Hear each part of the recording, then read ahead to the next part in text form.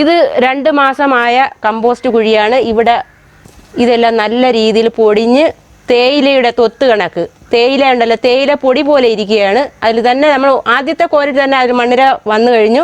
നിറച്ച് മണ്ണിരയും ഉണ്ട്. അതേപോലെ തന്നെ തേയില പൊടി പോലെ മണ്ണിര കമ്പോസ്റ്റ് റെഡിയാവുകയും ചെയ്ത്. നമസ്കാരം, എല്ലാവർക്കും ആരോഗ്യപ്പച്ചയിലേക്ക് സ്വാഗതം. കഴിഞ്ഞ വീഡിയോയിൽ നമ്മൾ കണ്ടത് ഒരു വിത്ത് എങ്ങനെ ആരോഗ്യപരമായി നടാം എന്നുള്ളതിനെ കുറിച്ചാണ്.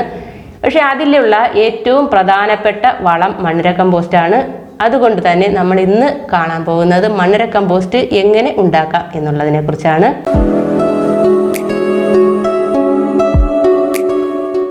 മണ്ണിരയെ കർഷകന്റെ കലപ്പ എന്നാണ് അറിയപ്പെടുന്നത്. അത് അക്ഷരാർത്ഥത്തിൽ ശരിയായ ഒരു കാര്യമാണ്. നിങ്ങൾക്ക് ഇത് തെളിയിക്കാം.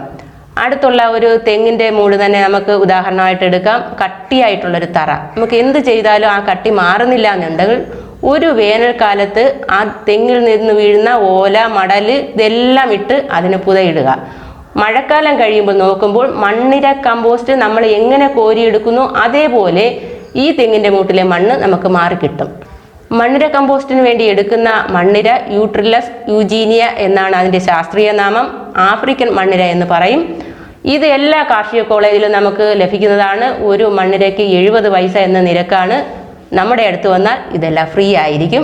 ഇനി നിങ്ങൾ വാണിജ്യ അടിസ്ഥാനത്തിലാണ് മണ്ണിര കമ്പോസ്റ്റ് നിർമ്മിക്കുന്നതെങ്കിൽ 1:1 എന്ന അനുപാതത്തിൽ ചാണകവും കരിഞ്ഞ ഇലകളും ചേർത്ത് അതിൽ കിട്ടിയ മണ്ണിരകളെ നിക്ഷേപിക്കുക. ഏതാനും ദിവസങ്ങൾ കൊണ്ട് തന്നെ ഈ മണ്ണിരകൾ വളരെയധികം വർദ്ധിക്കുകയും നിങ്ങൾക്ക് ആവശ്യമുള്ള മണ്ണിരകൾ ആവുകയും ചെയ്യും. ഇവിടെ നമ്മൾ ചെലവ് ചുരുങ്ങിയ രീതിയിൽ ഒരു സിമൻറ്റ് ടാങ്കാണ് ചെയ്തിരിക്കുന്നത്. അതിൽ ഞങ്ങൾക്കാണെങ്കിൽ ഇഷ്ടംപോലെ വാഴ കൃഷിയുണ്ട്. അതിൻ്റെ വേസ്റ്റുകളെല്ലാം ഇട്ട് പശുവുണ്ട്, പശുവിൻ്റെ ചാണകവും ചേർത്ത് 8:1 എന്ന അനുപാതത്തിലാണ് ഇതിനെയെല്ലാം നിറച്ച് ടാങ്കിൽ ഫില്ല് ചെയ്തേക്കുന്നത്. എത്ര വേസ്റ്റ് ഉണ്ടോ അതിൻ്റെ പകുതിയായിരിക്കും നിങ്ങൾക്ക് മണ്ണിര കമ്പോസ്റ്റ് കിട്ടുന്നത്. ഇത് എങ്ങനെ ചെയ്യുന്നു എന്ന് നമുക്ക് വെളിയിൽ പോയി നോക്കാം. ഇതാണ് നമ്മുടെ മണ്ണിര കമ്പോസ്റ്റ് യൂണിറ്റ്. ഇത് പുതുതായിട്ടിട്ടത്. ഇത് കോരാറായതാണ്.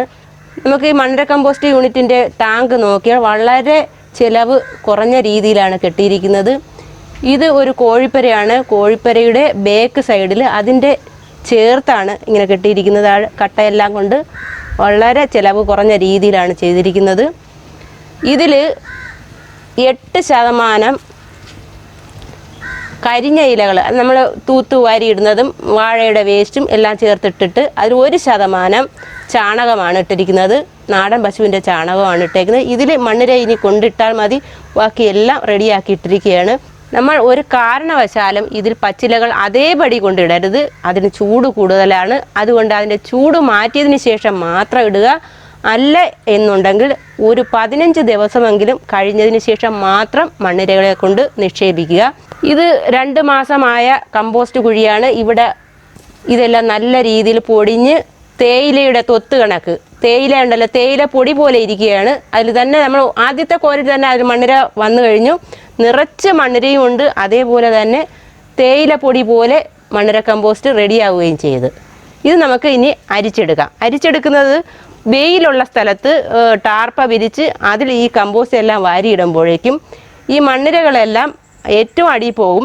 ആ മേലുള്ള പൊടികളെല്ലാം നമുക്ക് അരിച്ചെടുക്കാം.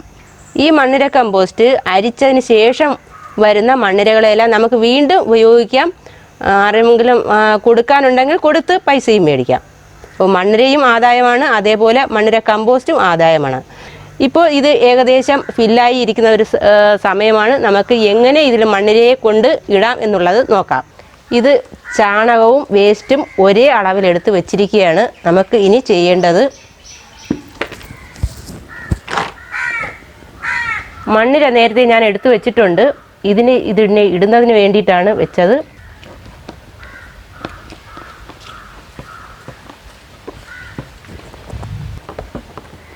ചെറിയ നനവിലാണ് ഇത് വെച്ചിരിക്കുന്നത്. ഏതാനും ദിവസം കൊണ്ട് തന്നെ ഇത് പെറ്റുപെരുകി റെഡിയാവും. ഈ മണ്ണിരകൾ ഭക്ഷിച്ച് അതിൻ്റെ ആമാശയത്തിൽ ഈ വേസ്റ്റ് എല്ലാം ചെന്ന് എൻസൈമുകളുമായി പ്രവർത്തിച്ച് ഏറ്റവും നല്ല ഒരു വളമായിട്ട് നമുക്ക് ഇത് കിട്ടും. ഇത് എത്രയും പെട്ടെന്ന് തന്നെ പെറ്റുപെരുകി റെഡിയായി വരുമ്പോഴത്തേക്ക് നമുക്ക് ആ കമ്പോസ്റ്റ് ടാങ്കിൽ കൊണ്ടുപോയി നിക്ഷേപിക്കാം.